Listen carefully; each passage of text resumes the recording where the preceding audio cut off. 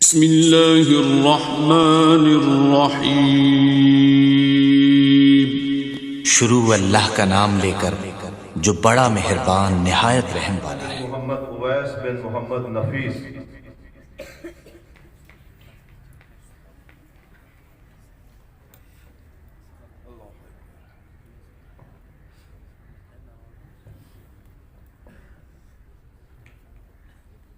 السلام علیکم ورحمۃ اللہ۔ جن اسٹوڈنٹ کے نام نہیں آئے جو حاضری کے وقت غیر حاضر تھے تو ان سے میں گزارش کروں گا کہ وہ مجھے اسٹیج پر آ کر ملیں۔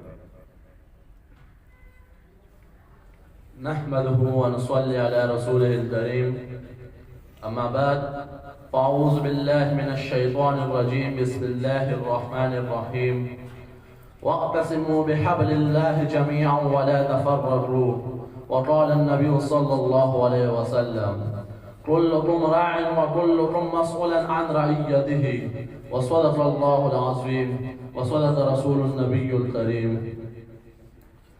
منزل سے آگے بڑھ کر منزل تلاش کر، منزل سے آگے بڑھ کر منزل تلاش کر، مل جائے تجھے دریا تو سمندر تلاش کر۔ ہر شیشہ ٹوٹ جاتا ہے پتھر کی چوٹ سے، ہر شیشہ ٹوٹ جاتا ہے پتھر کی چوٹ سے، پتھر ہی ٹوٹ جائے وہ شیشہ تلاش کر۔ سجدوں سے تیرا کیا ہوا صدیاں گزر گئی، سجدوں سے تیرا کیا ہوا صدیاں گزر گئی، زندگی تیری بدل جائے وہ سجدہ تلاش کر۔ جناب صدر مجلس اور میرے ہم سفر و ہم مشن ساتھیوں، السلام علیکم ورحمۃ اللہ وبرکاتہ۔ آج کی اس پرنور اور پروقار مجلس میں میرا موضوع سخن ہے استحکام پاکستان اور ہماری ذمہ داریاں۔ سامعین محترم، پاکستان خدا کا خاص ہدیہ ہے اور اس کا وجود میں آنا بھی تاریخ لحاظ سے عظیم ہے، کیونکہ دنیا میں جتنے بھی ممالک ہیں وہ پہلے قائم ہوئے، پھر کسی خاص دستور و منشور کو اپنایا گیا، جبکہ یہاں معاملہ اس کے برعکس ہے۔ یہاں پہلے ایک خاص نقطہ و نظریہ کو پیش کیا گیا اور وہ نقطہ و نظریہ لا الہ الا اللہ ہے، اور اس نقطے پر پوری قوم جمع ہوئی اور پھر بے مثال قربانیوں کے بعد یہ فتح عرض حاصل کیا گیا۔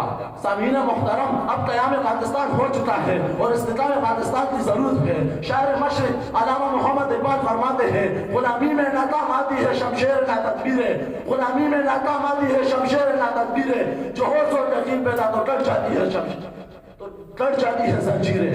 محترم سامعین، پاکستان نے دنیا کے نقشے پر آنے کے بعد تمام شعبوں میں اپنا لوحہ منوایا اور اسلامی ممالک کی فہرست میں سب سے پہلے ایک علمی قوت بنا۔ اب سوال یہ ہے کہ ان سب کچھ کرنے کے باوجود وطن عزیز میں استحکام کیوں نہیں؟ اس کا جواب اس کے سوا اور کیا ہو سکتا ہے کہ رب کی عطا کردہ زمین پر رب کا نظام نہیں۔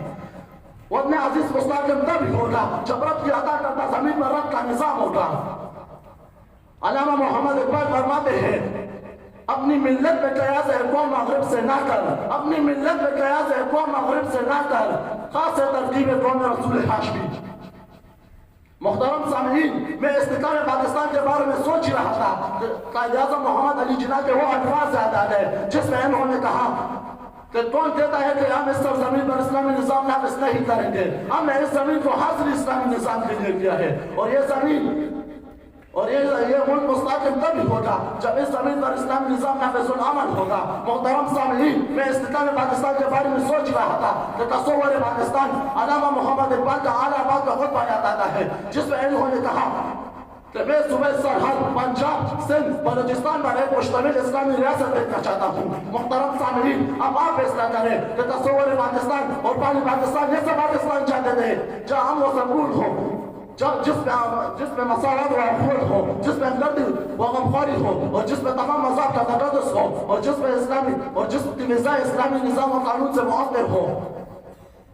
محترم سامعین، رسول اکرم صلی اللہ علیہ وسلم کا ارشاد گرامی ہے کلکم راع وکلکم مسئول عن رعیتہ، تم میں سے ہر ایک نگہبان ہے اور ہر آدمی اپنی رعیت کے بارے میں جوابدار ہے۔